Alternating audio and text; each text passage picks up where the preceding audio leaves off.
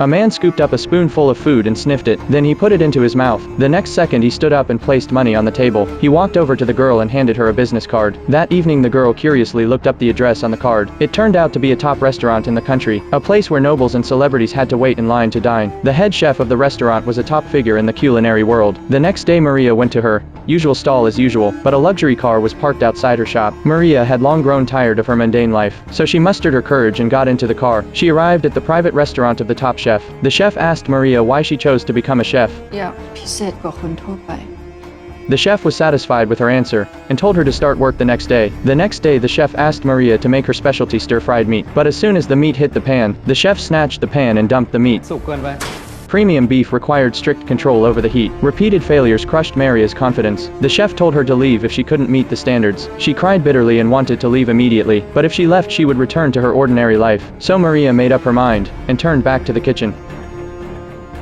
The next morning her co-workers found Maria sleeping on the floor. When the chef arrived he cooked the dish in front of her again. This time the beef danced and flipped in her pan. It was done in seconds. The chef examined the beef and found it was translucent. He took a bite but said nothing. The chef brought Maria to a top-tier banquet. At the banquet her stir-fried beef was presented like a work of art. The intricate beef rolls were stunning, but the rich guests ate like savages resembling primal animals. When Maria was filled with confidence and wanted to take the next step, the next client wasn't the usual aristocrats. An investor secured her a royal latest dinner party. Competing alongside her was her own head chef. Maria knew that to succeed she had to defeat him. At the banquet the lights dimmed suddenly. A whole cow descended slowly. The chef sprinkled some unknown spices on it. As the fire pit was lit the entire cow was engulfed in flames. A feast of sight and taste began. It also ignited the vanity in the hearts of the elite. The chef personally took the first piece, feeding it into the noblewoman's mouth like feeding livestock. Seeing this the elites couldn't wait to rush forward, gnawing on the extravagant dish with no manners. Meanwhile Maria calmly tossed her wok, using the cheapest ingredients to make a simple fried rice noodle dish. To Maria home-cooked food was the true essence of cuisine. Since the elites had never eaten such cheap food, everyone gave it high praise. Maria thought she had victory in hand. Then the chef slowly poured out a bowl of soup. The color of the soup instantly revealed to Maria. It was made from instant noodle seasoning packets.